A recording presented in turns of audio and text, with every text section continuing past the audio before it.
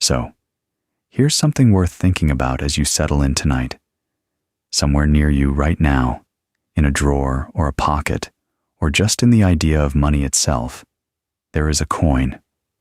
And the money in your life, the dollar, the very word for it, and the little sign we draw for it, has a grandparent. It was a Spanish silver coin called the piece of 8. And nearly all of that silver came out of one mountain on the far side of the world, carried up out of the dark by hand 400 years ago. For the next couple of hours, we are going to follow that silver, from the inside of a mountain in the high Andes, down to the mints where it was struck into coins, into the holds of the greatest treasure ships ever built, out across 2 oceans, and, for a great deal of it, down to the floor of the sea, where a lot of it still lies tonight. If you drift off somewhere along the way, that is completely fine. That is honestly the whole idea. You do not have to follow every date. You do not have to remember a single name. The silver will still be there in the morning, on the sea floor and in the ground, exactly where it has been for centuries. It is in no hurry, and neither are you. So let's start where the story actually starts. Not with the ships, not with the pirates, with a mountain and a man who was not even looking for it. The mountain stands in the high country of South America, in what is now Bolivia. Back then, it was part of the Spanish Empire, a region they called Upper Peru. It is a hard place to be a body. The air up there is thin and cold. You are more than 4,000 meters above the sea, high enough that a person from the lowlands arrives short of breath and stays that way. There are few trees. The wind comes down off the peaks with nothing to stop it. It is beautiful, in the bare way that very high places are beautiful, and it is not a comfortable place to live. And out of that landscape rises a single reddish cone of a mountain, steep and almost perfectly shaped, standing apart from the range behind it.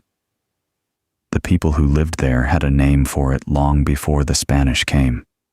Later, in Spanish, it would be called the Cerro Rico, the rich hill, the rich mountain. It earned the name. The story of how it was found has been told many ways, and the edges of it are soft, the way old stories get. But the version that stuck goes like this. In the year 1545, an indigenous man, whose name comes down to us as Diego Hualpa, was out on the mountain. Some tellings say he was herding llamas. Some say he was chasing a stray animal up the slope as the light was going. Night caught him, and it gets very cold up there after dark, so he built a fire to keep warm. And in the morning, where the fire had been, there was a bright bead of metal run out of the ground by the heat, melted silver. The ore in that mountain was so rich that an ordinary campfire had been enough to smelt it. Now, whether it happened exactly like that, we cannot really know. But the heart of it is true. The silver in Cerro Rico was not scattered in thin threads the way silver usually is. It ran in veins so pure and so wide that the early ore was described as being nearly half silver by weight. That almost never happens. It was, quite simply, the richest single deposit of silver anyone had ever found, anywhere, in the whole history of the world. Word of a strike like that does not stay quiet. It moved fast. Within a year, in that same 1545, the Spanish founded a town at the foot of the mountain and called it the Villa Imperial de Potosi, the imperial town of Potosi. And people came. They came the way people always come to a place where the ground is said to be made of money. They came in numbers that are genuinely hard to believe, given where the place is. Potosi sits high and cold and remote, far from any coast, far from anywhere. And within a few decades it had swollen into one of the largest cities in the entire world. By the early 1600s, Something on the order of 120,000 people, and by some counts more, were living up there on the roof of the Andes. It was a city that had barely existed 2 generations before. It was bigger than most cities in Europe at the time, bigger than London, bigger than Madrid, the capital of the empire that owned it. So think about that for a moment. Why would anyone build one of the biggest cities on earth up here, in a matter of years, in one of the least hospitable places people have ever chosen to live? Why climb all the way to the roof of the world, into the thin, cold air, so far from anywhere at all? There was only one reason for it, and it never changed: the mountain. Every road into Potosi was really a road to the silver. The town that grew up there was strange and extravagant and grim all at once. There were churches with silver on the altars. There were merchants selling silk from China and wine from Spain, hauled up all those thousands of meters on the backs of mules and men. There were gambling houses and dance halls. The rich lived very well indeed. There is an old Spanish phrase that came directly out of this place. To say that something is worth a fortune, that it is worth an enormous amount, you could say it is worth a Potosi. Vale un Potosi. The name of the mountain became the word for wealth itself. And below all of that, under the churches and the silk and the phrase that meant a fortune, was the mountain and what it took to open it. Because here is the part of the story that the silver never told about itself. That bright, clean metal, the coins that went out to change the whole world, they came out of a place that was, for the people sent into it, one of the most terrible workplaces ever made. We are going to sit with that honestly in a little while, because it is the truth of where the treasure came from, and it belongs in the story just as much as the ships do. But for now, hold the picture. A perfect reddish cone of a mountain, high and cold and thin-aired. A city of 100,000 and more crowded at its foot, running on silver, at the very edge of what a body can stand. And inside the mountain, veins of metal richer than anywhere on earth, waiting to be carried up into the light. That silver had a long way to travel. It had to come down out of the mountain. It had to be turned into coins. It had to be carried over the mountains to the sea, loaded into ships, and taken halfway around the world. And at almost every step, someone was waiting to take it. So let's go down into the mountain first and meet the people who actually dug it out. Because before the silver was treasure, it was work, and the work fell on people who did not choose it. For the first years, the mining was done in a way the local people already understood. Andean communities had worked metal in these mountains long before Spain arrived. They knew the ore. They had their own small furnaces, clay ovens they set on the ridgelines where the wind would fan the fire, and they smelted the rich early silver that way. In those first years, a fair amount of the work was done by people who had come to the mountain more or less on their own terms and were paid for it. But the richest surface ore does not last. As the years went on, the miners had to dig deeper, and the deeper ore was poorer. It held less silver, and it needed a completely different way of getting the metal out. The old furnaces could not do it anymore, and the deeper the shafts went, the more dangerous and the more hated the work became, and the harder it got to find anyone who would do it willingly. So how do you staff a mine that wrecks the people who work it, when almost no one will go down willingly? How do you keep a river of silver flowing out of a place like that? The Spanish crown reached for an older idea and bent it to a new purpose. Long before the Spanish, the Inca had run a system of rotational labor. In the Inca world, it was called the mita. Communities took turns sending people to work on public projects for a set period: roads, bridges, terraces, the shared work that a state needs. People went, did their turn, and came home. It was an obligation, but it sat inside a whole web of duties that ran in both directions. The Spanish took that word, mita, and they kept the shape of it, the rotation, the turns, the quota, from each village, but they emptied out the part that ran the other way. In the early 1570s, the Viceroy Francisco de Toledo reorganized the whole of Upper Peru around the needs of the mountain. He drew up a list of provinces, more than a dozen of them, spread across a huge stretch of the Andes, and he set each one a quota. Every year, those communities had to send a share of their adult men to Potosi to work in the mines. The numbers were enormous.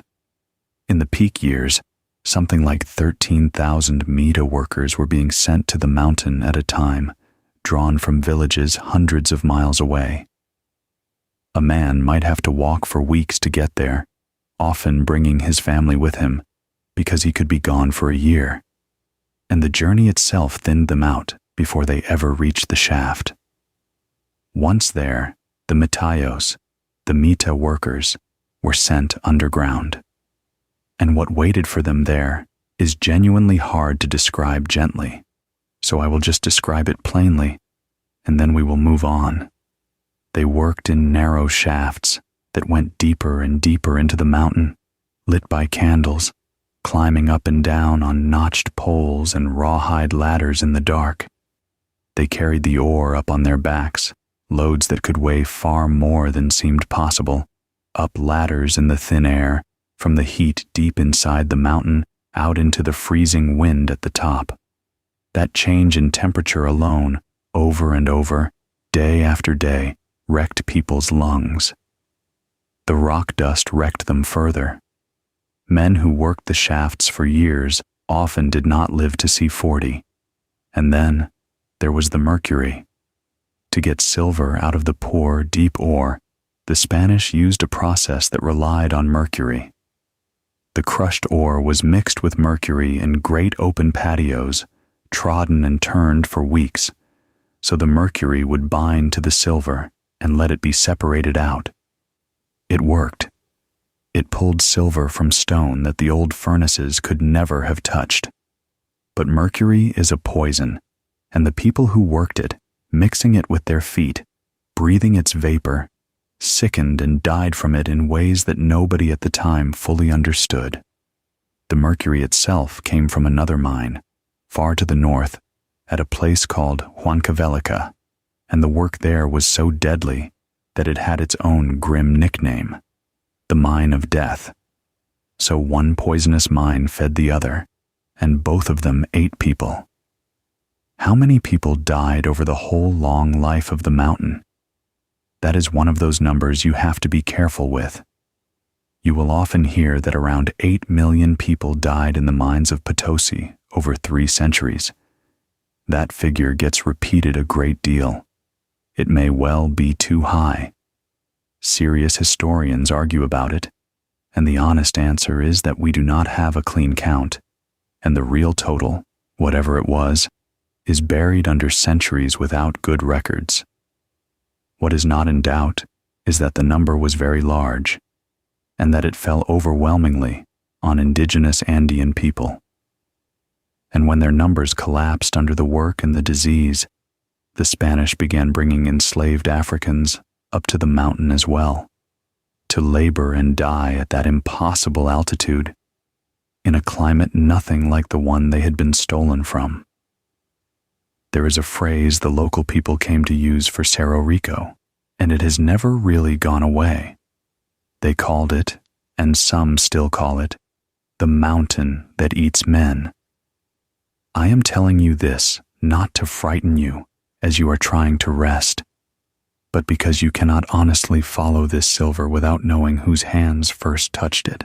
Every coin we are about to follow across the world, every bar in every treasure ship, every glittering thing pulled up off the sea floor centuries later, began here, in the dark, on the backs of people who did not choose to be there. That is simply the truth of it. And it is worth holding quietly for a moment before we follow the metal out into the light. So let's follow it out.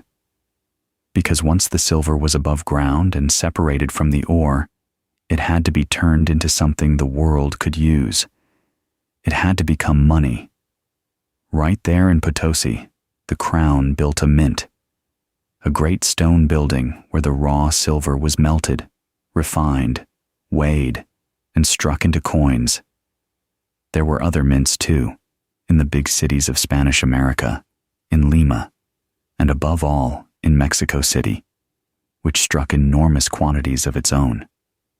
But Potosi, sitting on top of the richest silver on earth, became one of the great coin factories in the history of the world, and the coin they made, the one that mattered most, was the real de a ocho, the 8 real piece.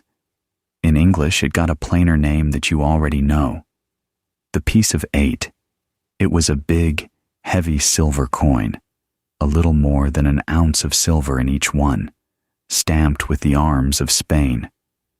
And it was called the piece of 8 because it was worth 8 of the smaller coins called reales. That turned out to be a wonderfully practical thing. What did you do when you needed to make change and had no smaller coins to hand? You took a knife to the coin itself. You could physically cut the piece of 8 into pieces, cut it in half and half again, and you had quarters.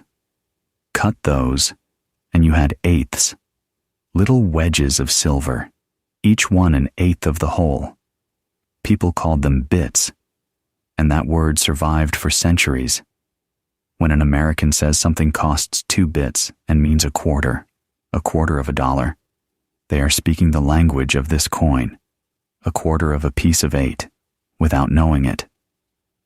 Because that is the other thing. How does a single coin become the money of the entire world? The piece of 8 managed it. It was so consistent, so trusted, and so widely available that it turned into a kind of universal currency, the first money the whole world ever agreed on. It circulated in Europe, in Africa, across Asia, and up and down the Americas. It was legal money in the young United States well into the 1800s. The United States dollar was deliberately built to match it in weight and value.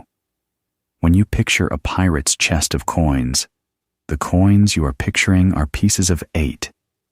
When you say the word dollar, you are, in a roundabout way, still naming this Spanish silver coin from a mountain in the Andes.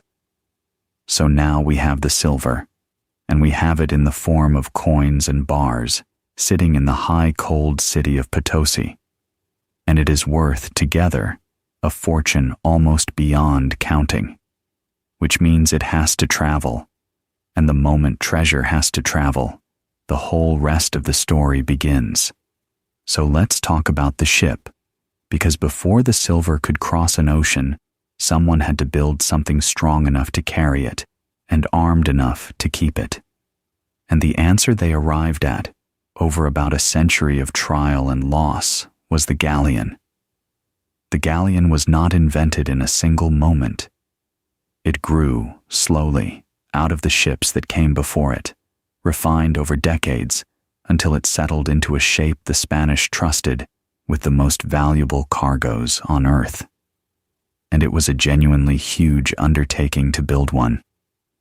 A single large galleon could swallow up something like 2,000 mature trees, whole hillsides of oak, felled and hauled and shaped, and it could take a year or two of work, by many hands, to turn all that timber into a ship. The wood mattered enormously. In the shipyards of Spain, they built largely from oak, hard and heavy, and slow to rot. But the empire learned to build elsewhere too. In Havana, on the island of Cuba, there were forests of tropical hardwoods, and above all, mahogany, which was strong and resisted the worms that ate wooden hulls in warm water. Havana became one of the great shipbuilding centers of the whole Spanish world, and galleons built from Cuban wood were prized for how long they lasted. On the far side of the world, in the Philippines, they built the biggest galleons of all from dense tropical timber that grew there. Different oceans, different forests, the same idea. Find the toughest wood you can and shape it into something that can cross the sea again and again. Let me give you a sense of the size of the thing. An Atlantic treasure galleon might run somewhere between about 100 and 150 feet long. Its tonnage, which is really a measure of how much it could carry rather than what it weighed, was often somewhere in the range of 500 to 1,000 tons. That was a large ship for its day. The galleons built for the Pacific run could be larger still, some of them approaching 2,000 tons, floating warehouses the size of which almost no one at the time would ever have seen. Picture one at anchor. The hull is deep and rounded below the water, tapering in as it rises, so the widest part is down near the waterline, and the sides lean inward as they climb. That inward lean was on purpose. It lowered the weight up high and made the ship steadier, and it made it harder for an enemy to board. The planks of the hull were laid smooth and edge to edge, a method called carvel building, so the outside was a clean, continuous skin rather than overlapping boards. Below the waterline, the wood was coated in tar, and, in the warm waters where the shipworm lived, sometimes sheathed in thin lead to protect it. At the front and the back rose the castles. This is where the galleon gets the silhouette you probably already picture. At the bow, set back a little from the very front, was the forecastle, a raised structure where sailors worked, and in a fight, soldiers gathered. At the stern rose the aftercastle, taller and grander, several decks of it, often carved and sometimes gilded, holding the great cabin where the captain and the senior officers lived. Those high castles made the galleon look like a floating fortress, which was rather the point. From up there, men could fire down onto anyone trying to climb aboard.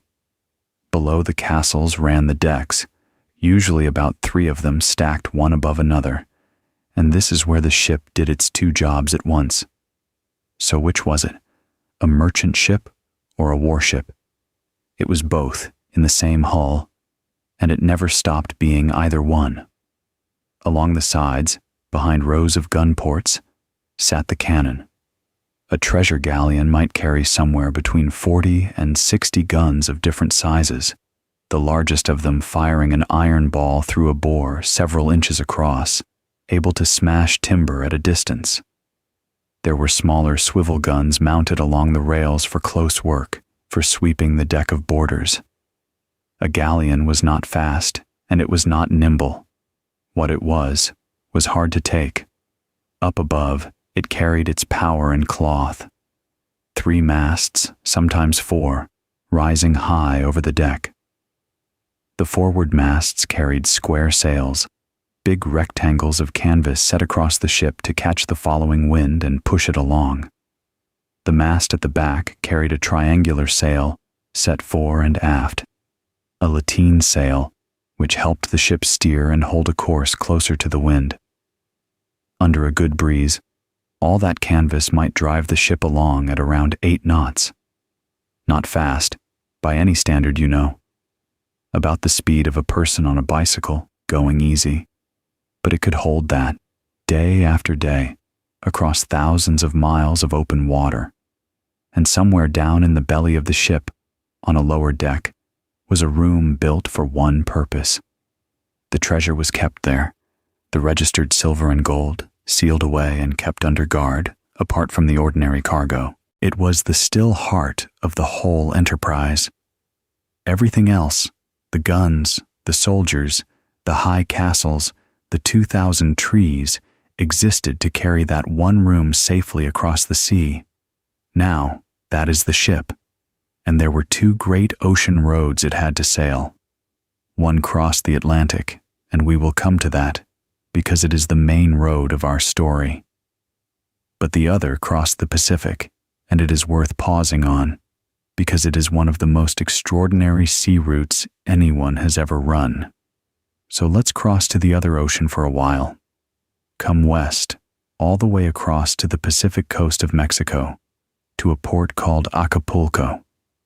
Once a year, more or less, a ship would leave Acapulco and sail west into the largest and emptiest ocean on the planet, bound for the Spanish city of Manila in the Philippines. And once a year, more or less, one would come back the other way. This was the Manila Galleon. It ran for 2.5 centuries, from the 1560s all the way to 1815. For a very long time, it was the only regular link between the Americas and Asia, and it carried a trade that seems almost dreamlike when you lay it out. Going west, from Acapulco to Manila, the ships carried silver.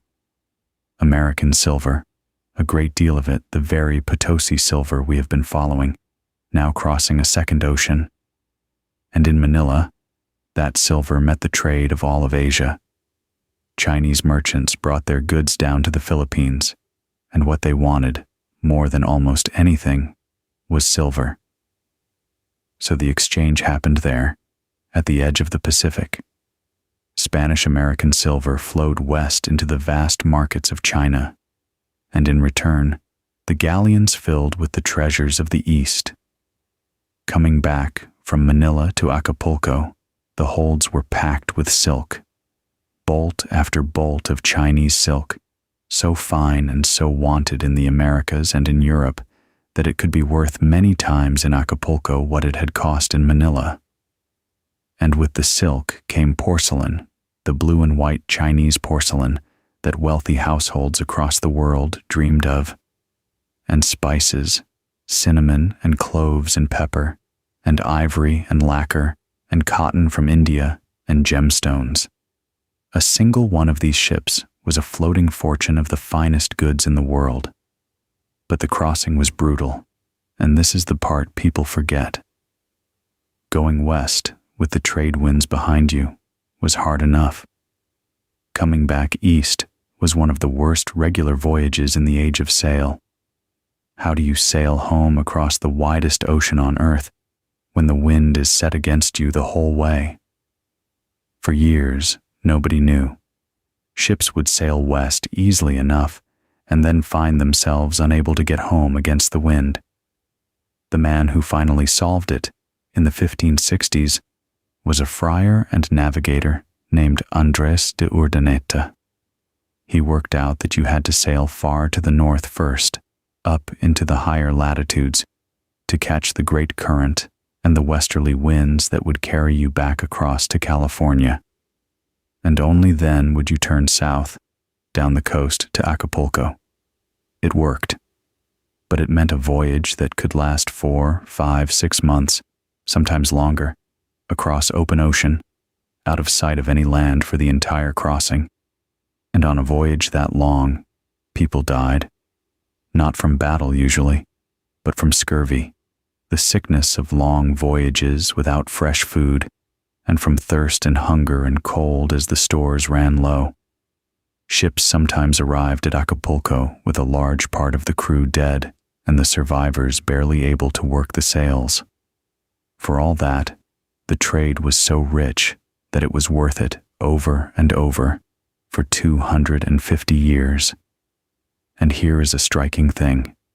In all that time, out of hundreds of crossings, only about 4 of these galleons were ever captured at sea by an enemy. The ocean itself was the real danger. The ocean took far more of them than any pirate ever did. So that is the Pacific Road, the river of silk flowing east and the river of silver flowing west. But most of the silver did not go that way. Most of it went the other direction, across the Atlantic toward Spain. And to carry it safely across an ocean full of enemies, the Spanish built something more than a ship. They built a system. So let's come back to the Atlantic and to the problem the Spanish had to solve. They had more wealth crossing the ocean than anyone in history, and everyone knew it, and everyone wanted it. A single ship, alone on the sea, was a temptation nobody could resist. So how do you get a river of silver across 3,000 miles of open water, past the pirates and the privateers and the warships of rival kings, year after year, without losing it? The answer they settled on was the convoy. Do not send the ships alone. Send them together, in a great guarded group, on a schedule, protected by warships. In Spanish, this system was the Flota de Indias, the Fleet of the Indies, and it became one of the most organized long-distance operations in the world for the better part of 2 centuries. It worked, in the end, as 2 fleets a year. One was called the Flota proper. It sailed for New Spain, for the port of Veracruz on the coast of Mexico, and it usually left Spain in the spring. The other was the Tierra Firme fleet, sometimes just called the Galleons, and it sailed later in the year, in the late summer, bound for the Spanish Main, the northern coast of South America. 2 fleets, 2 destinations, gathering up the wealth of 2 halves of an empire. The whole thing was run, on the Spanish end, by a single institution in Seville. It was called the Casa de Contratación, the House of Trade. Every ship, every sailor, every bar of silver, every passenger, every crate of cargo had to be registered with it. It licensed the voyages. It trained the pilots. It kept the charts. It collected the taxes. Nothing was supposed to cross the ocean in either direction without passing through its books. It was, in a way, the beating administrative heart of the whole treasure trade, sitting in an office in Spain, thousands of miles from any mine or any storm. Now, follow the silver again. It starts in Potosi, high in the Andes. From there it comes down out of the mountains to the Pacific coast, and it is carried by ship up the coast toward Panama. And then it reaches the narrowest part of the Americas, the Isthmus of Panama, that thin bridge of land between the 2 oceans.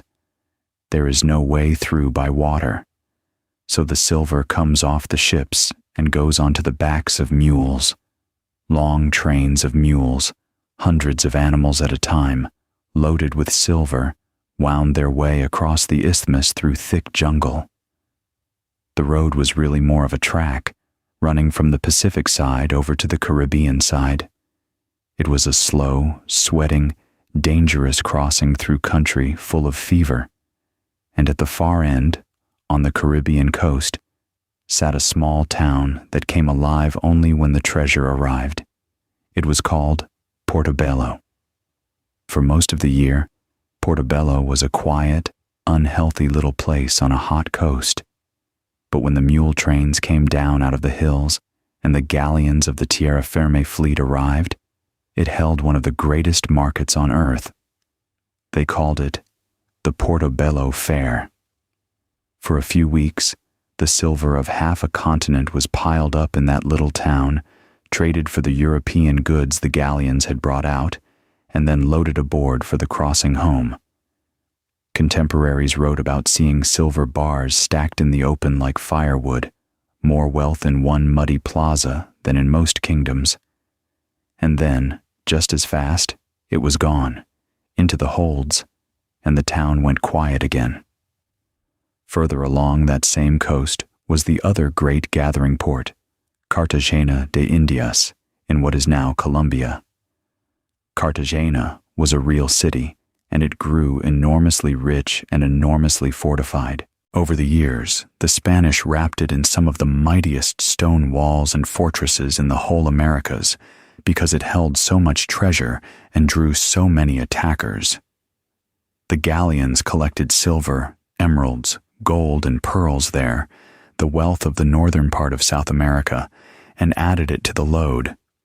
And then everything, from Veracruz, from Portobelo, from Cartagena, converged on one place before the final crossing, Havana. So let's go to Havana, because it is the hinge of the whole system. Havana sits on the north coast of Cuba, right where the currents and the winds set a ship up to cross the Atlantic. And it had one of the finest natural harbors in the world, a narrow entrance opening into a wide, protected bay. The Spanish poured resources into defending it. They built great stone castles at the harbor mouth and stretched a chain across the entrance at night and stationed guns and soldiers there until Havana became one of the most heavily fortified cities on the planet. It had to be.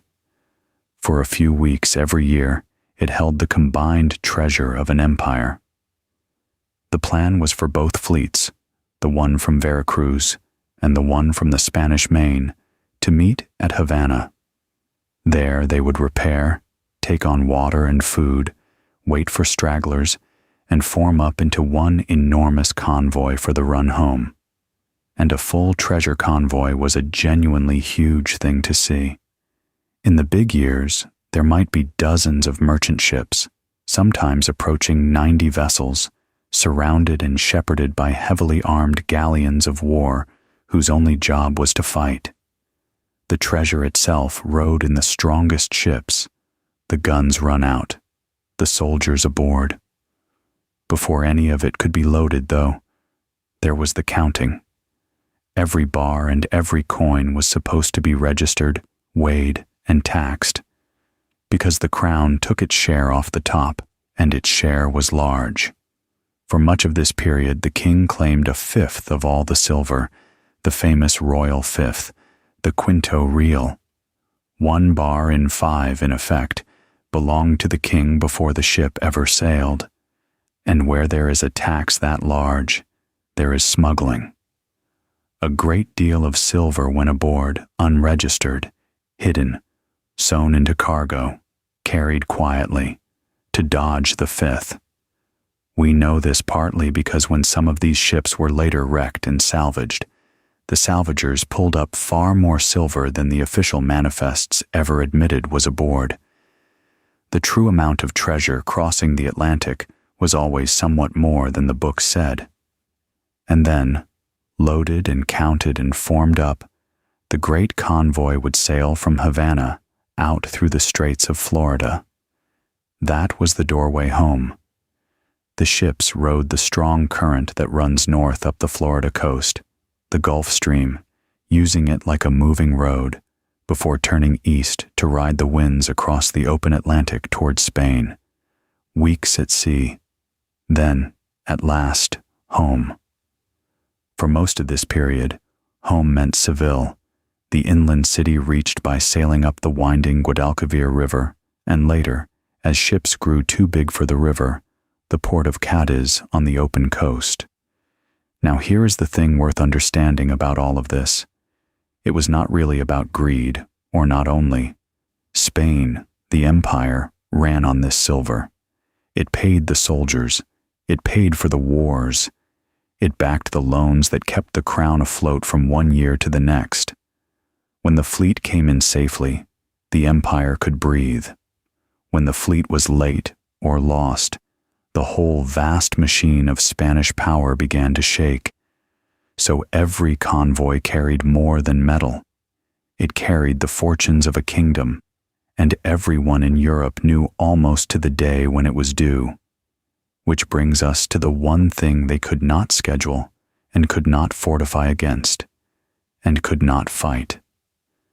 Because the ships had to cross the Straits of Florida in the late summer and the early autumn, to make it home before winter. And the late summer and the early autumn, in that exact stretch of warm water, is the season of the hurricane. The Spanish planners knew it. They tried to time the sailings to slip through before the worst of it. But the storms do not read a schedule. And more than once, a whole treasure fleet, loaded with the silver of the Andes, sailed straight into the sea's most enormous weather. We will come to those storms.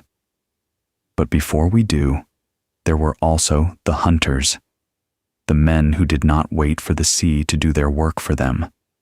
because a river of silver that everyone in Europe could see, sailing on a schedule everyone could guess, drew to it just about every ambitious, dangerous man on the Atlantic. So let's meet the hunters. And the first of them, the one who set the pattern, was an Englishman named Francis Drake.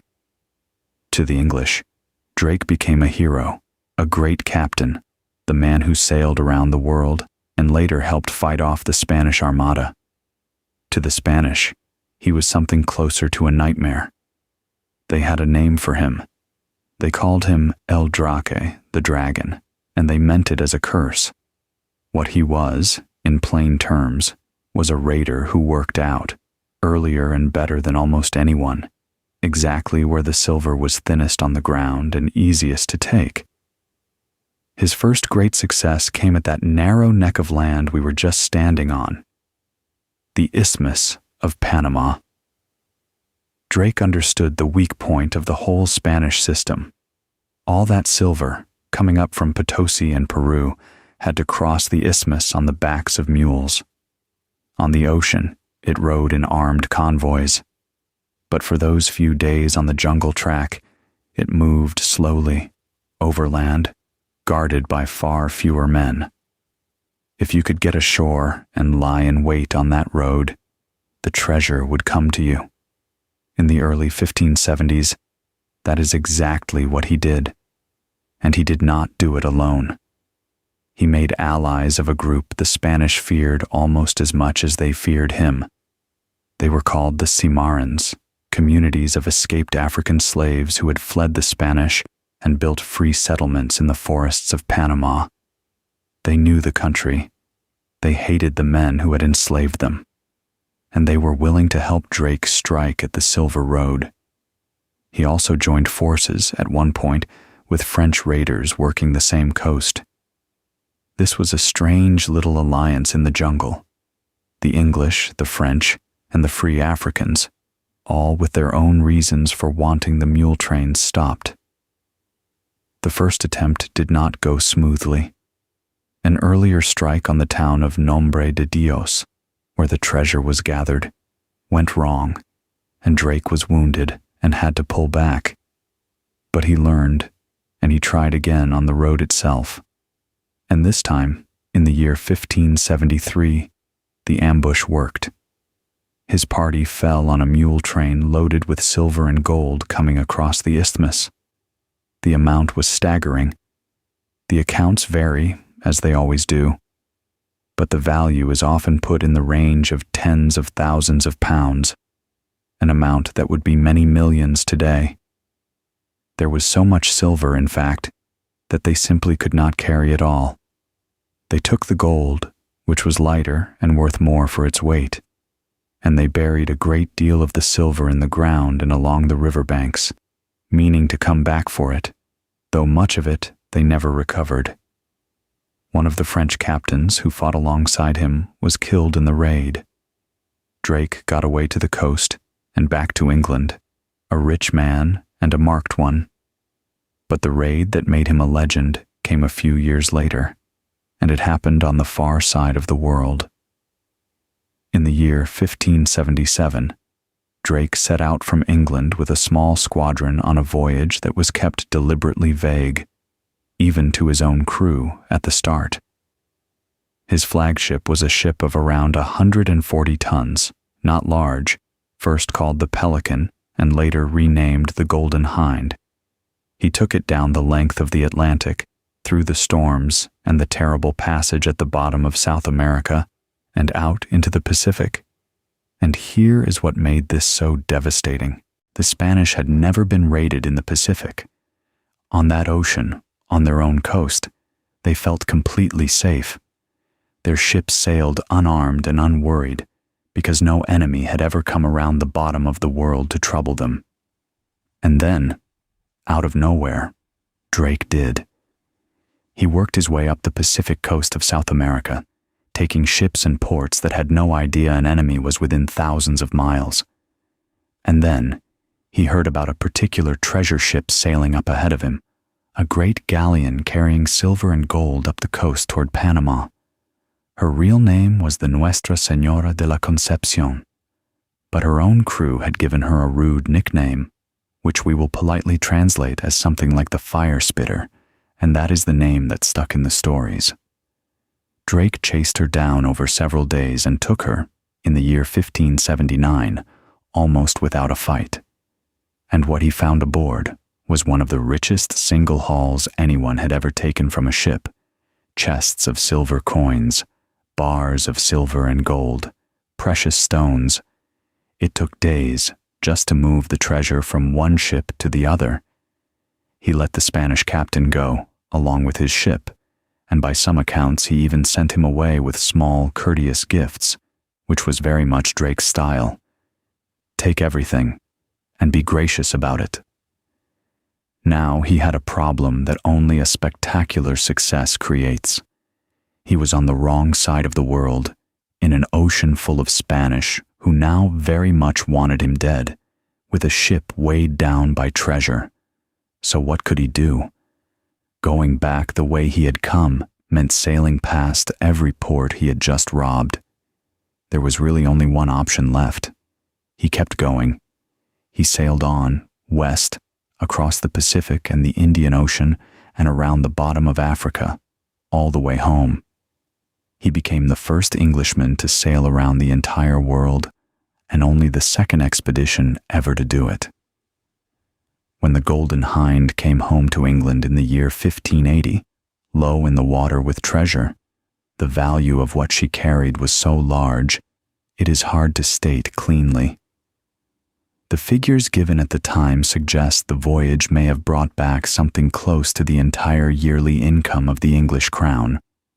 The Queen's own share, quietly taken, ran to well over £100,000, and the following year, the Queen came aboard the Golden Hind herself and knighted Drake on its deck, turning a man the Spanish called a pirate into an English knight, with the treasure still fresh in the vaults. That is the thing to understand about the hunters. The line between a pirate and a hero was often just a matter of whose king you sailed for. To Spain, Drake was a thief and a murderer who stole what belonged to them. To England, he was Sir Francis Drake, and the silver he brought home helped fund the ships that would fight the Armada a few years later. Same man, same silver. Two completely different stories, depending on which shore you were standing on. But Drake, for all his fame, mostly took ships one at a time. There was another man, from another country, who did something no one else ever quite managed. He did not take a single galleon. He took an entire treasure fleet all at once. And to find him, we have to sail back across to the Caribbean, to a quiet bay on the coast of Cuba. His name was Piet Heyn, or more fully, Piet Pieterzoon Heyn. He was Dutch, and he sailed for the Dutch West India Company, at a time when the Dutch were locked in a long, grinding war for their independence from Spain. And for the Dutch, the Spanish treasure fleet was not just a rich target. It was the enemy's purse. Every convoy that got home safely paid for Spanish armies. So cutting off the silver was a way of fighting the whole war. Heyn had been to sea his whole life, in the hardest way possible. As a young man, he had been captured by the Spanish and made to labor as a galley slave, chained to an oar for years, before he was exchanged and freed. So when he went hunting the Spanish fleet, he was not a man who needed any reason beyond the ones he already carried. In the year 1628, he got his chance.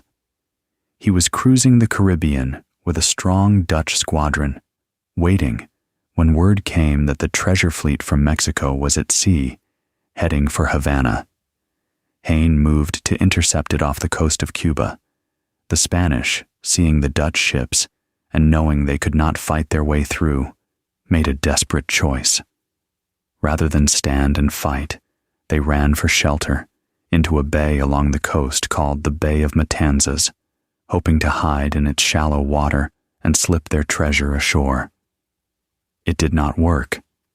Some of the ships ran aground in the shallows as the light failed, and in the morning Heyn's men came in after them in small boats, and here is the strange, quiet ending to it.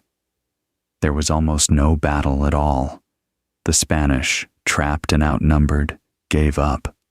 The treasure fleet surrendered, by most accounts, without a real fight and with hardly a drop of blood spilled.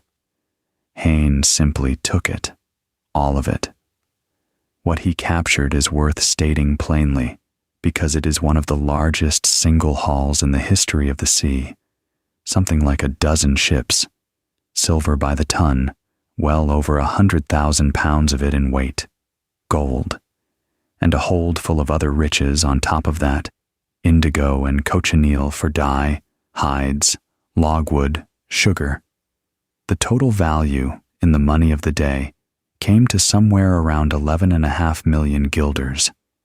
It is genuinely difficult to translate that into a modern figure, but every attempt to do so lands somewhere in the hundreds of millions. One man had taken, in a single morning, in a quiet bay, without a proper battle, more wealth than most kings would see in a lifetime. The consequences ran in every direction. In the Dutch Republic, Heyn came home a national hero, and the company paid its shareholders an enormous dividend out of the proceeds. The captured silver helped fund the Dutch war effort directly, paying for the campaigns that pushed the Spanish back. To this day, there is an old Dutch song about Piet Heyn and the Silver Fleet that Dutch children still know. And on the Spanish side, the loss was a catastrophe and a humiliation. The commander who had lost the fleet was arrested, disgraced, and, in time, paid for the failure with his life. A whole year's silver, the purse of the empire, gone in a morning. Heyn himself did not have long to enjoy it. He was killed the very next year in a smaller, more ordinary fight against raiders in the North Sea. But the thing he had done outlived him.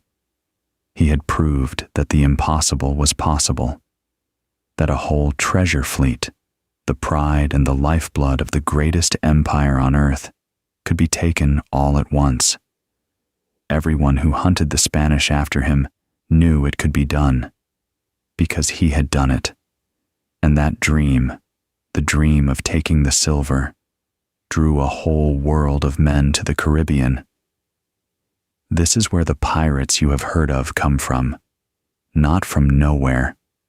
From this, from the simple fact that the richest cargoes in the world were moving through these warm islands year after year on a schedule everyone could guess.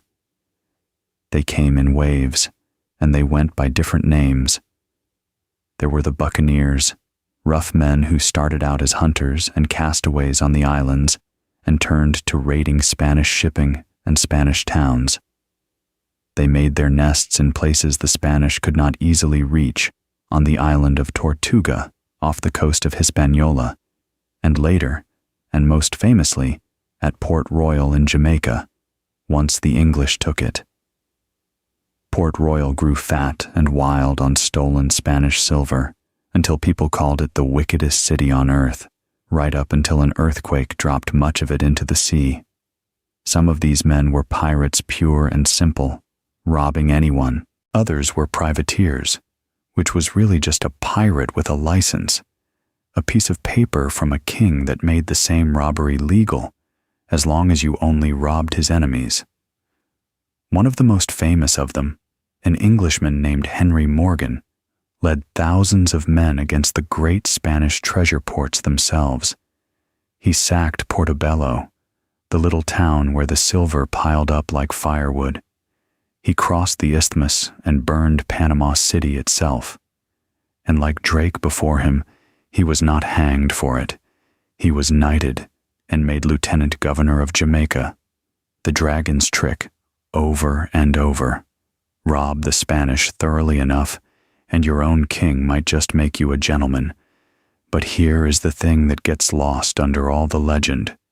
For all the pirates in all the warm islands, almost none of them ever actually took a full treasure galleon. The convoys were simply too strong, dozens of ships together, guarded by heavy warships bristling with guns, were more than any single pirate crew could ever hope to fight. What the pirates mostly took were the stragglers and the smaller ships, the ones sailing alone, the local traders and the slow merchantmen.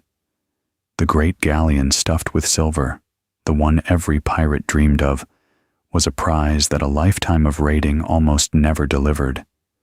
Piet Heyn took a whole fleet once, and it echoed for a century, precisely because it happened only once. There is one more ship worth telling before we leave the hunters, because it shows the other thing they could do. They could not always carry the silver off, but they could send it to the bottom. The ship was called the San Jose. This is not quite the same kind of story as the others, because she was not lost to a storm. She was lost in a battle, hunted down and destroyed by an enemy navy, with nearly everyone aboard her. It was the year 1708, and Spain was at war again, tangled in a long European struggle over who would sit on the Spanish throne. The San Jose was a great galleon of the treasure fleet, a warship, heavily gunned, and she was carrying home an enormous cargo: silver and gold and emeralds, the wealth of Peru and the very mines we have been following, gathered up at Cartagena for the crossing. She sailed out from that coast with the fleet, and waiting for her, off the shore near Cartagena, was a squadron of British warships under a commander named Charles Wager.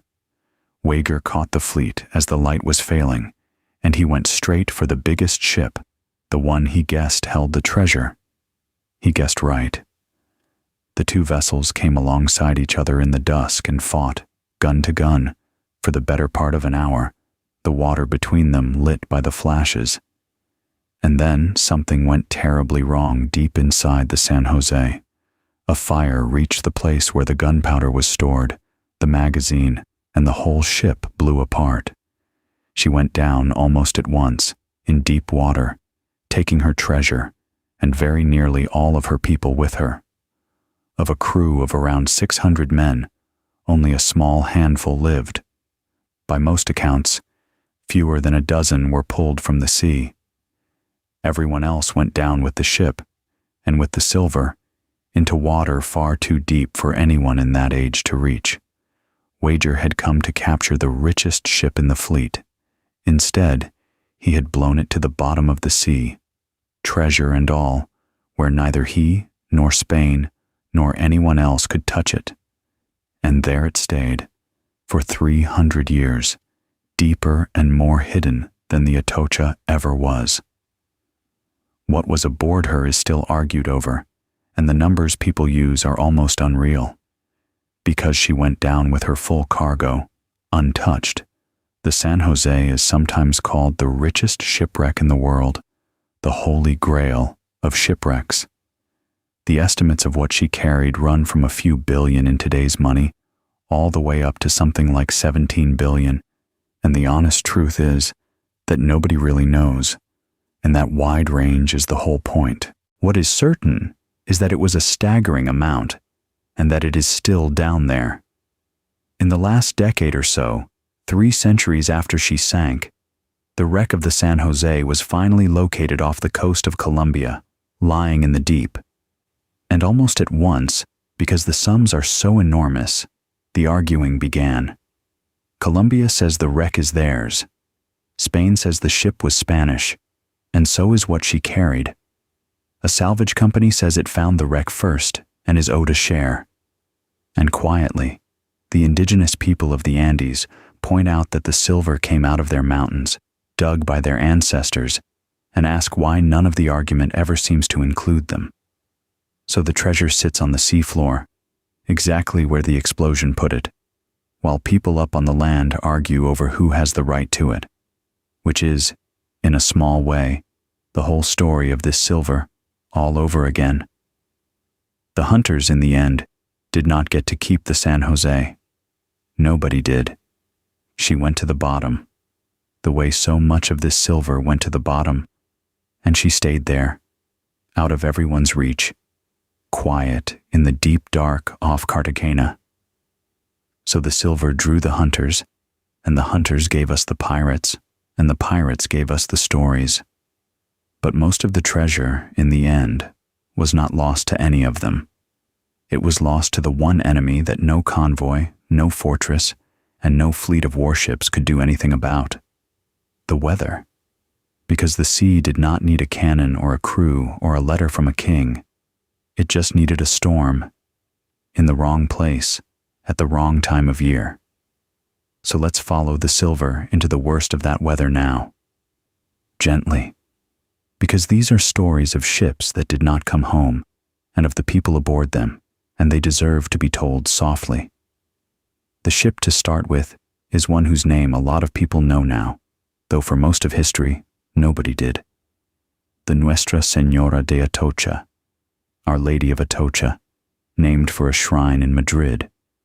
She was one of the great galleons of the treasure fleet, heavily armed, one of the ships trusted to carry the registered silver and to guard the rest.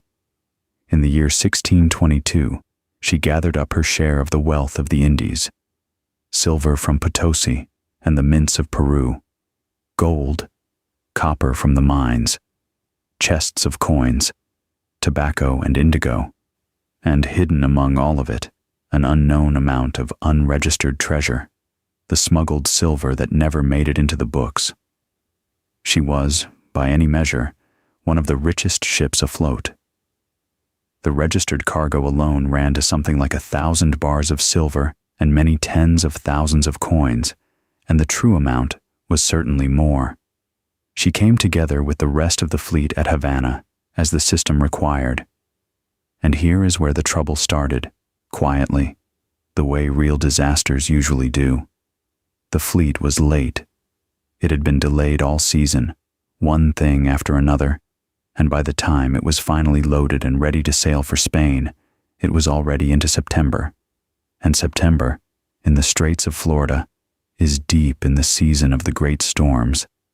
The men who ran the fleet knew this, but the pressure to get the silver home was enormous, and the weather looked fair enough, and so the decision was made. They sailed anyway. They left Havana on a calm day in early September, dozens of ships, riding the current north toward the open Atlantic and home. They had been at sea barely a day. The storm came up out of the southeast, the way the worst of them do, and it grew into a full hurricane.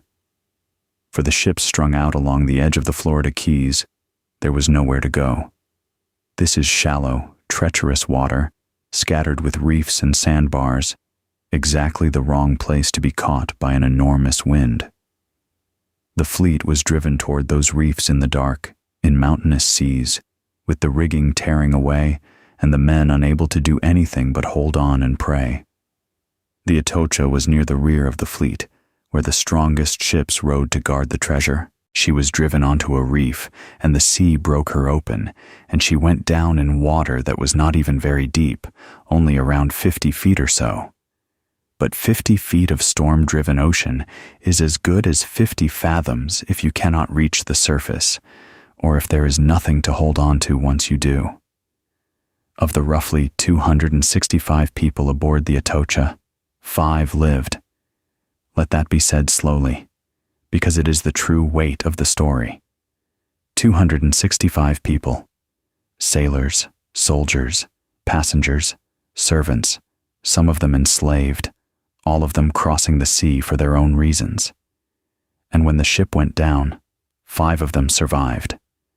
3 sailors and 2 enslaved men, who managed to cling to the stump of the mizzenmast, the one piece of the ship still standing above the water. They held on there through the rest of that terrible night and into the next day, until another ship found them and pulled them off. Everyone else was gone. The sister ship, the Santa Margarita, went down in the same storm, with a similar loss. In a single night, the sea had taken 2 of the richest ships in the fleet, and most of the people aboard them. And what was all that treasure worth, in a moment like that, with the ship breaking open in the dark and the cold water pouring in? It meant nothing at all. The silver that had cost so many lives in the mountain, that had crossed a continent on the backs of mules, that kings and pirates had schemed over for years, was now simply lying on the bottom of the sea, in the dark, in the sand, indifferent as a stone. It did not save a single one of the people who drowned around it. That is worth remembering whenever we talk about treasure. On the sea floor, it is not treasure. It is just heavy metal in the quiet. The Spanish did not give up on it, of course. Treasure like that, they came back for. Salvagers arrived within days, and they knew roughly where the ship had gone down, and the water was shallow enough that they had a real hope of reaching it. But before they could do much, a second hurricane came through, weeks after the first, and scattered what was left of the wreck across the seafloor, breaking it up and burying it and pushing the pieces apart. The Spanish searched for years. They found the Santa Margarita in time and recovered a good deal from her. But the Atocha, the richest of them, they never found. The main body of her treasure stayed lost. The location faded from the records. The men who knew died, and the Atocha settled into the sand and became, for more than 3 centuries, simply a name in an old ledger and a story about a fortune that the sea had swallowed. 350 years is a long time for anything to lie still. The wreck came apart. The wood was eaten away by the sea. The iron rusted into nothing. What was left of her, the silver bars and the gold and the coins and the copper, sank down into the sand and the sea grass, scattered over miles of shallow bottom off the Florida Keys. The fish and the currents moved over it, year after year, decade after decade, while the world above it changed completely, and it might have stayed lost forever. Most wrecks do. The sea is enormous, and the wrecks are small, and the records are old and wrong. For every treasure ship that is ever found again, there are many that are simply gone, their location a guess, their silver somewhere out there in the dark under the sand, waiting for nobody. But the Atocha was not gone forever, because more than 300 years after she went down, in the calm decades of the 20th century, a man in Florida decided that he was going to find her, and he gave the rest of his life to it. So let's come forward in time now, out of the age of sail, and meet the man who went looking. His name was Mel Fisher. He was an American, and before any of this, he had been an ordinary sort of man. He had run a chicken farm. He had run a dive shop in California, back when scuba diving was a new and unusual hobby. He was cheerful and stubborn and endlessly, almost unreasonably, optimistic. And at some point, he became convinced that he was going to find the lost treasure of the Nuestra Senora de Atocha off the coast of Florida, and once that idea got into him, it never left. He had a saying. He said it every single morning to his crew, for years and years, no matter how bad the last day had been, no matter how empty the water. Today's the day. That was it. Today's the day. Some mornings it must have sounded like a joke. Some mornings it must have sounded like a prayer. He said it anyway, every morning, for 16.5 years, because that is how long it took. He began the serious hunt in the late 1960s, working out of Key West, dragging the shallow waters off the Keys, following old records and hunches and the faint scatter of clues that a wreck leaves across the sea floor. And for a very long time, he found almost nothing. Then a little more. A few coins here, an anchor there, signs that he was in the right general stretch of ocean, but never the ship itself, never the main body of the treasure. Year after year after year, the money ran short constantly. Investors came and went, and every morning, today's the day, and it cost him more than money. This is the part of the story that the treasure never makes up for. In the year 1975, his team had found some bronze cannons that were identified as coming from the Atocha. Real proof, at last, that he was close. It was the best lead in years, and just days after that, one of the salvage boats capsized in the night, out on the water. Mel Fisher's own son, Dirk, died in that accident. So did Dirk's young wife, Angel. So did another diver on the crew. His son had been the one who found the cannons that proved the wreck was real. And then the sea took him, while they were still searching for the rest of it. What does that ask of a person? To lose your son to the same water you are still going out onto every morning? To keep searching for another 10 years on the ocean that drowned your child? Mel Fisher kept going, whether that was strength or stubbornness or grief that had nowhere else to go, only he could have said. But he kept going, and he kept saying it. Today's the day. There were other fights too, ones with no danger but plenty of cruelty. When it became clear he was actually finding things, the government tried to take the treasure from him. The state of Florida claimed it. Then the federal government claimed it. Fisher fought them in court for years, all the way up to the highest court in the country, and in the early 1980s, he finally won the right to what he found. So on top of everything else, on top of the years and the money and his son, he had to fight to be allowed to keep it at all. And then, one ordinary summer day in the year 1985, on the 20th of July, it finally happened. A pair of divers from his crew went down over a patch of seafloor that did not look like much, and there, on the bottom, they found what Fisher had been chasing for 16.5 years. Not a coin, not a cannon, a reef of silver, row upon row of blackened silver bars, stacked and scattered across the sand, thousands of them, along with chests of coins and gold and emeralds. The main body of the Atocha's treasure, right where the second hurricane had buried it 3.5 centuries before. The divers surfaced and radioed back to the main boat. The message that went out has become part of the story. Put away the charts. We found the main pile. The value of it is usually put somewhere around $400 million, though with a find like that, the true figure is more of a wide estimate than a hard number. Tons of silver, gold bars and chains and coins, loose emeralds, some of them enormous, from the mines of Colombia, objects that had sat in the dark on the sea floor since the year 1622, since before there was a United States, brought up at last into the Florida sunlight. And Mel Fisher, who had said today's the day every morning for 16.5 years and buried his son along the way, was finally, on one particular day, right. There is one more thing worth knowing, because it keeps the story honest and a little humbling. Even after all of that, they did not find everything. The part of the ship called the stern castle, which likely held some of the very richest cargo, the finest goods carried by the most important passengers, has, by most accounts, never been located.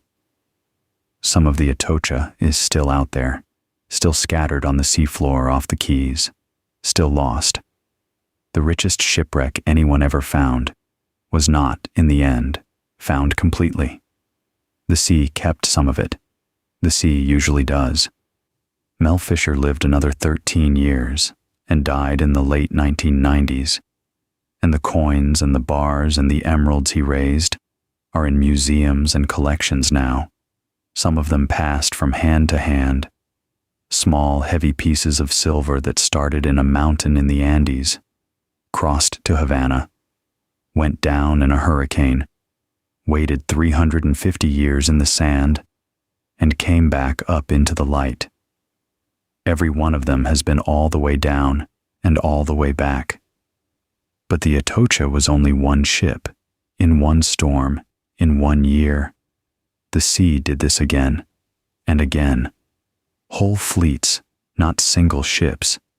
So let's stay in these same warm, shallow, dangerous waters off Florida a little longer, because 2 more treasure fleets came to grief here, and their stories are woven right into the coast itself. Come forward now to the year 1715. Spain had been through hard times. There had been a long, exhausting war in Europe, and for years during it, the treasure fleets had barely run at all. So by 1715, there was a backlog, several years of accumulated silver and gold waiting in the New World to be brought home, and a crown desperate to receive it. So they gathered an especially rich fleet, the combined wealth of years, at Havana to make the crossing together. There were 11 Spanish ships drawn from the 2 fleets under 2 commanders, Juan Esteban de Ubila and Antonio de Echeverres. Sailing with them was a 12th ship, a French vessel, keeping company for safety. And they carried a staggering cargo, not only silver and gold and coins, but fine goods too. Chinese porcelain that had come across the Pacific on the Manila galleons, jewelry, pearls. Some of it, by tradition, meant as gifts and treasures for the Spanish court itself. They knew the danger. Of course they knew. It was the same danger the Atocha had sailed into almost a century before. It was late July, the heart of the hurricane season, and they were about to thread the Straits of Florida. So why sail into the teeth of the storm season at all? Because the same pressure ruled them that had ruled every fleet before. The silver had to get home. It always had to get home. So they weighed anchor and sailed from Havana on a fair day near the end of July and turned north up the Florida coast. They had been at sea about a week when the hurricane found them. It caught the whole fleet off the eastern coast of Florida, driving them in toward the shore in the dark, in enormous seas. And this time, it was not one ship. It was almost all of them. Of the 11 Spanish ships, every single one was wrecked, driven onto the reefs and the shoals and the beaches, broken apart in the surf, scattered along miles of coastline. Only the French ship, sailing a little apart, came through and made it home. The rest were gone. The loss of life was terrible. The numbers you will see vary, as they always do with old disasters, but the dead are usually counted somewhere in the range of 1,000 people, and by some accounts more. Sailors, soldiers, and passengers drowned in the surf within sight of land, or thrown up onto beaches in a country that was, to them, an empty and hostile wilderness. The survivors, and there were hundreds, struggled ashore onto the Florida coast with almost nothing, and had to gather in camps and wait, hungry and exposed, while messengers made the long journey to Havana and to St. Augustine for help. The Spanish response was fast and determined, because the treasure was lying in shallow water right off the beach, much of it recoverable. They set up a salvage camp on the shore and went to work, diving on the wrecks, hauling up silver and gold, gathering it into the camp under guard. And they were good at it. They brought up a great deal. But a camp full of salvaged treasure on an open coast is its own kind of temptation. Word got out, as it always did. And in the months that followed, English raiders and pirates, among them a man named Henry Jennings, descended on the salvage camp and made off with a fortune in recovered silver and gold. So even the treasure that survived the sea did not necessarily stay in Spanish hands. That stretch of the Florida coast, where the fleet of 1715 came ashore, is called the Treasure Coast to this day, and the name is literal. For centuries afterward, coins from that fleet washed up on those beaches after storms. In the middle of the 20th century, a man named Kip Wagner started finding them and traced them back to the lost fleet, and set off a whole new age of treasure hunting on that shore. Even now, 300 years later, after big storms, people still walk those beaches, and every so often find a silver coin from the fleet of 1715 lying in the wet sand at the edge of the water. The sea is still giving it back, a little at a time. And then, less than 20 years later, it happened yet again. In the year 1733, another treasure fleet gathered at Havana for the crossing home. This was the New Spain fleet, under a commander named Rodrigo de Torres, and it was large, more than 20 ships. It sailed from Havana in the middle of July, and within a day or two, before it had even really cleared the danger, the weather turned, and another hurricane came down on it. This time, it drove the fleet into the Florida Keys, that long, curving chain of low islands and reefs at the very tip of Florida. The fleet was scattered and wrecked along many miles of the Keys, ship after ship driven onto the reefs and the shallows. It was, in terms of ships lost, a disaster on the scale of 1715. But here the story turns a little kinder, in one respect, because the storm drove the ships into shallow water very close to land, and because many of them grounded rather than sinking in deep water, far more of the people aboard survived than had survived the earlier wrecks. Most of them got ashore onto the little islands and waited to be rescued. And the Spanish salvage of the 1733 fleet was one of the most successful in the whole history of the treasure trade. Rescue ships came quickly from Havana. The wrecks were in shallow, clear, warm water, easy to reach. The Spanish worked them methodically for months, sometimes burning the exposed timbers of a wreck down to the waterline to get at the cargo more easily, and they recovered almost everything. In fact, by some accounts, they brought up more silver than the official manifests said the fleet had been carrying in the first place, which tells you, once again, just how much unregistered treasure always rode secretly in those holds. Today, those wrecks lie scattered across the seafloor of the Florida Keys, in water shallow and clear enough that divers visit them gently, as a kind of underwater trail through history. The treasure is mostly gone, recovered centuries ago, but the shapes of the ships, the ballast piles and the scattered remains, are still there on the bottom, quiet under the warm blue water, where anyone with a mask can go and hover over the last resting place of a Spanish galleon. 3 fleets, 1622, 1715, 1733, and those are only the famous ones.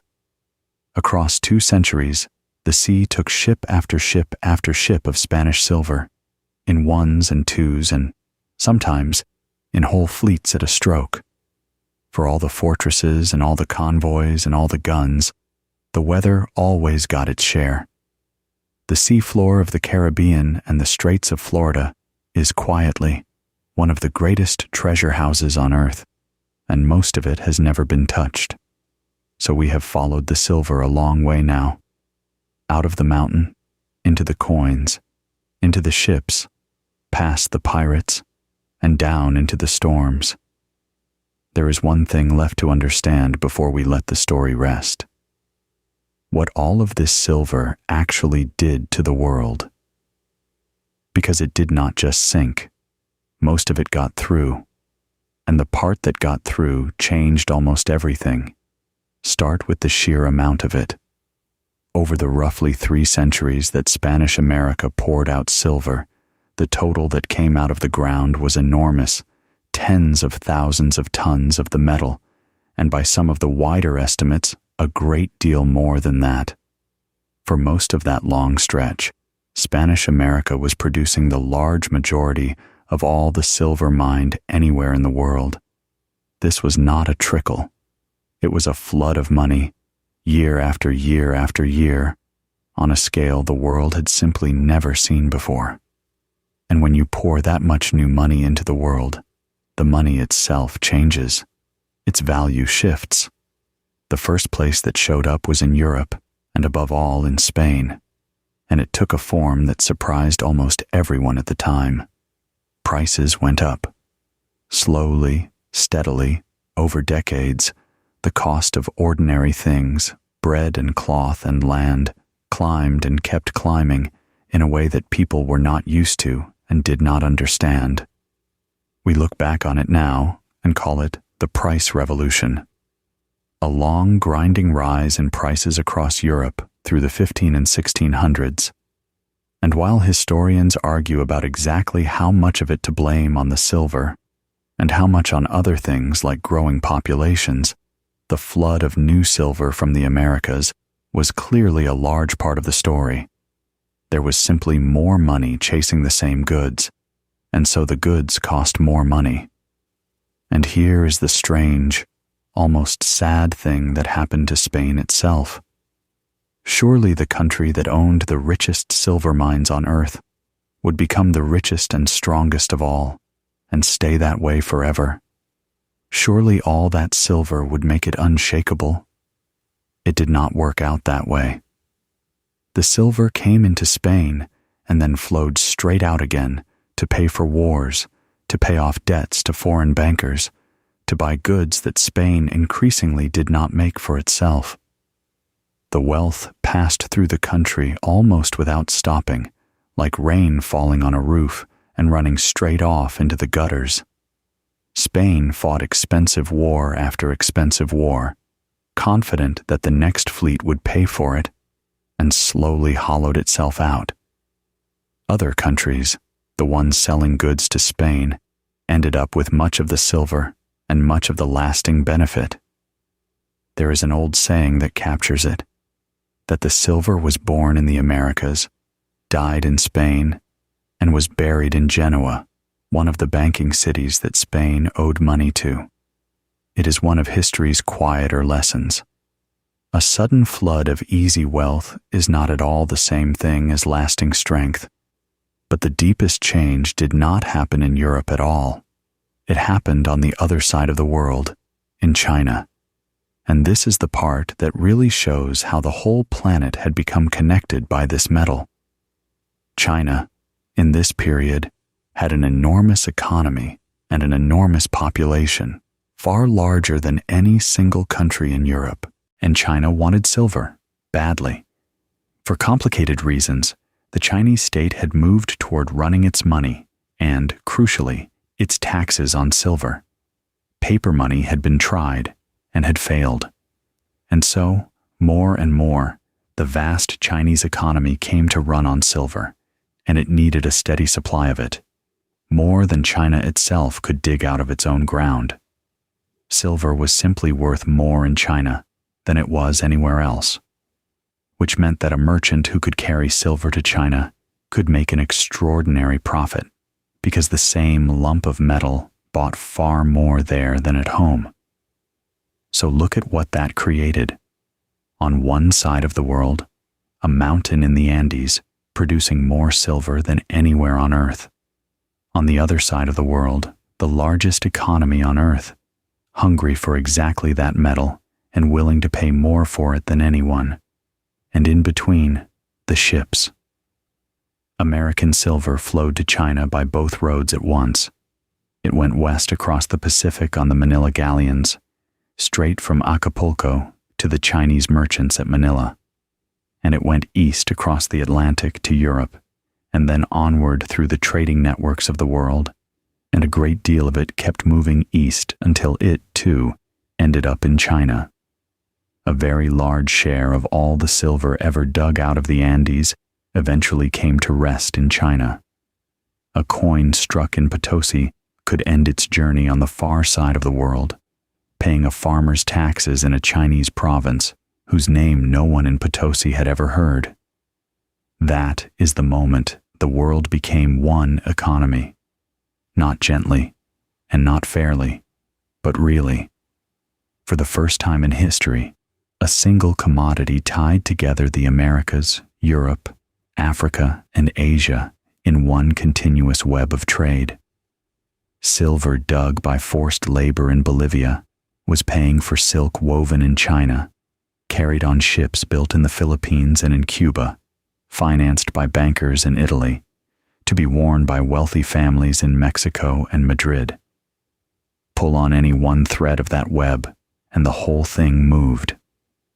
Historians sometimes say that this was the true beginning of globalization, of a single connected world economy, and that it began with this silver. One of them put it very simply. The silver went around the world, and it made the world go round.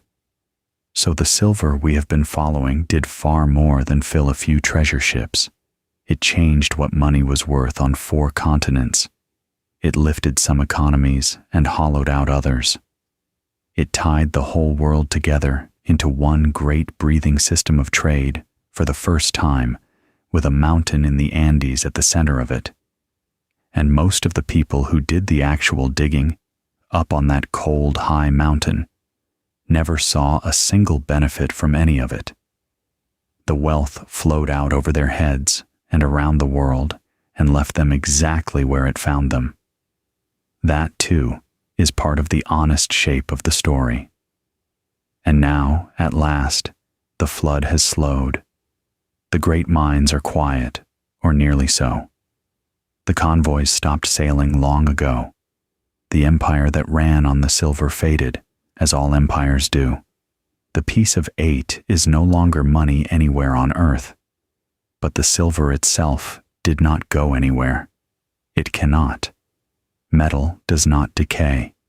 Every ounce of it that was ever dug out of that mountain is still somewhere in the world tonight, in one form or another, melted down and restruck 100 times over, sitting in bank vaults and museum cases, worn thin in coins that pass through 1,000,000 hands, and a great deal of it still lying quietly on the sea floor, in the sand off Florida and the reefs of the Keys, and 1,000 unmarked wrecks in between, exactly where the storms left it. It is one of the few things in this whole story that is genuinely still here. So, let's come back down now, all the way back, out of the world economy, and off the sea floor, and out of the past, and back to the room, and to you. Before we get all the way back, let's do it slowly. Let's take just one coin, one single piece of 8, and walk its whole life backward, the way you might trace a river back up to its spring. Picture the coin, a heavy disk of silver, a little bigger than the coins you know, worn smooth at the edges, stamped with the arms of an empire that no longer exists. Maybe it is in a museum case tonight, under a soft light. Maybe it is in a private drawer somewhere, wrapped in cloth. Maybe it is still down in the sand off Florida, and no one has touched it in 400 years. It does not matter which. They all came the same way. Wherever it is now, at some point it was pulled out of the sea, or it was kept safe on land, or it never left the sea at all.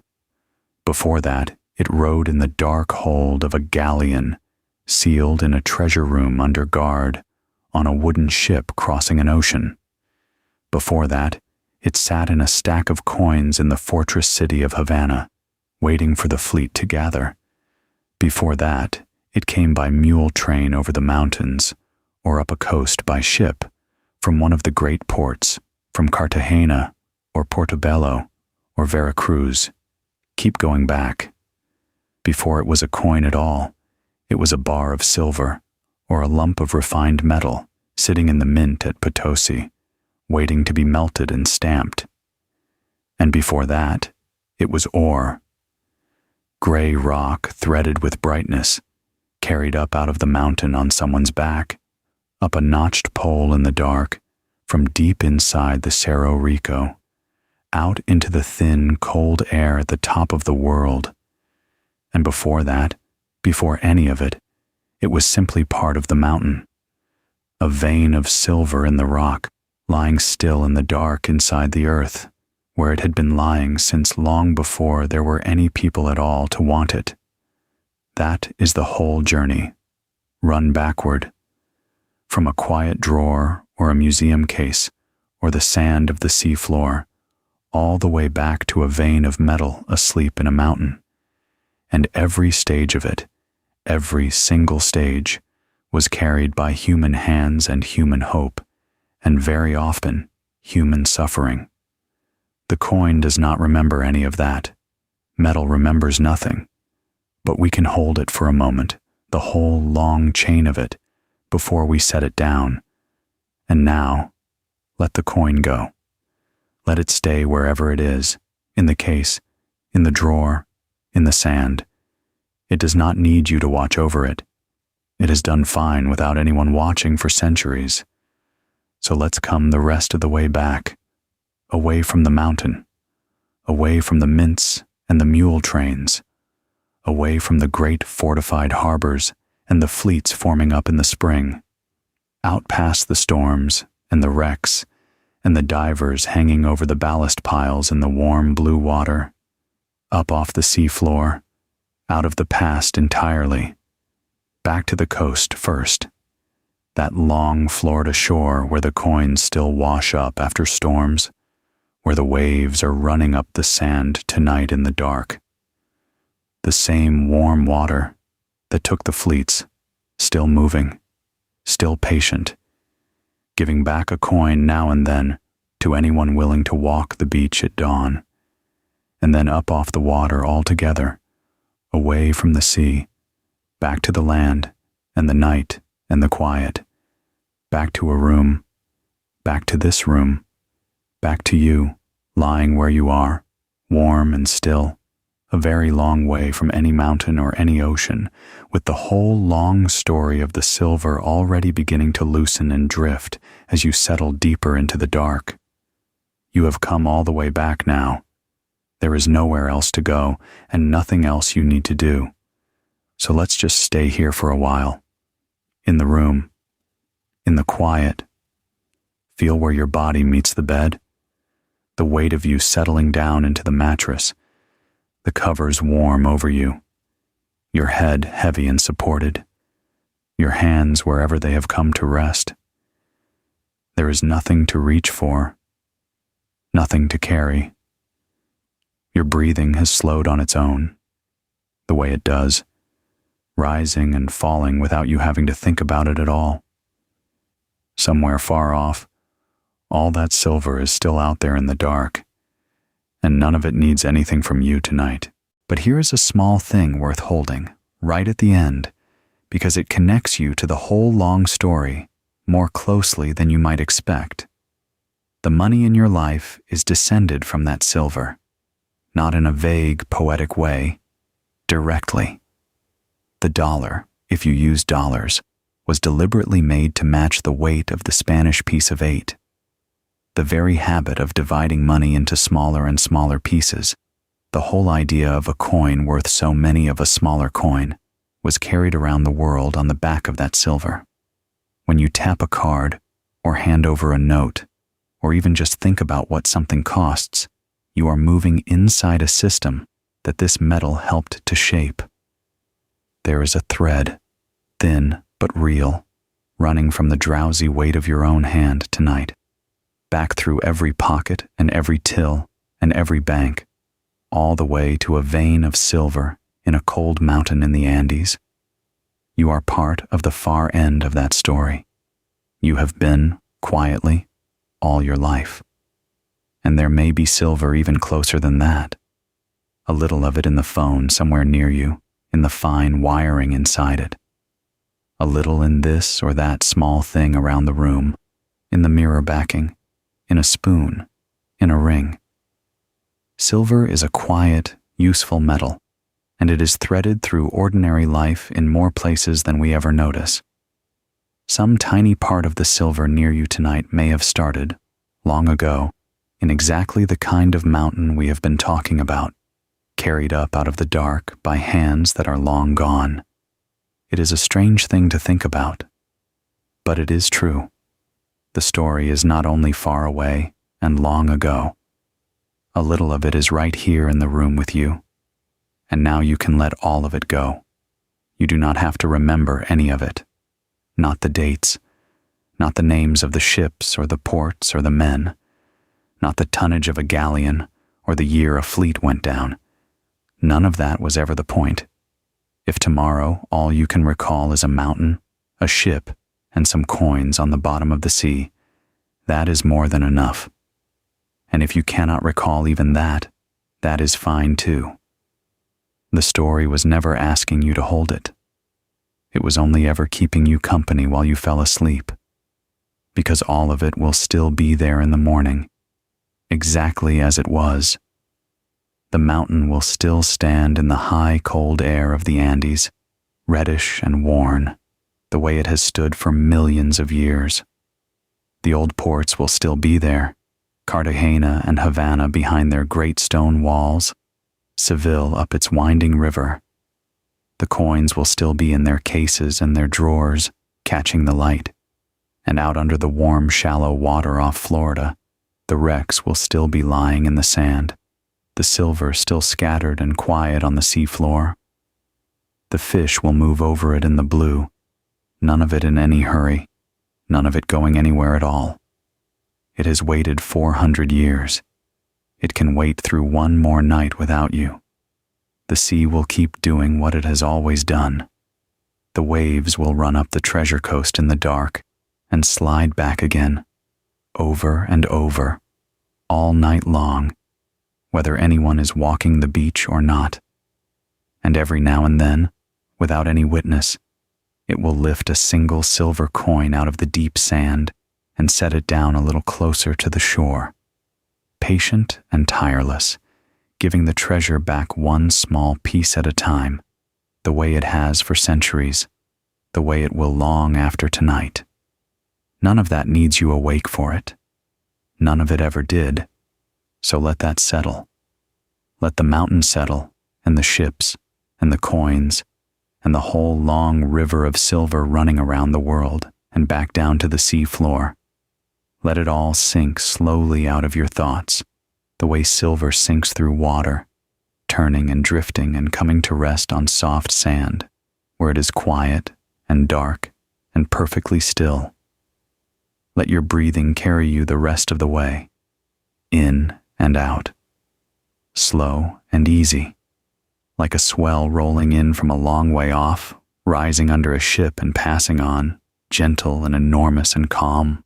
There is nothing left to do now, nothing to hunt for, nothing to carry across any ocean. You are warm, and you are still, and you are exactly where you need to be. So just rest. The silver is safe on the sea floor. The mountain is quiet under the stars, and the tide is still coming in, softly in the dark, a very long way from here.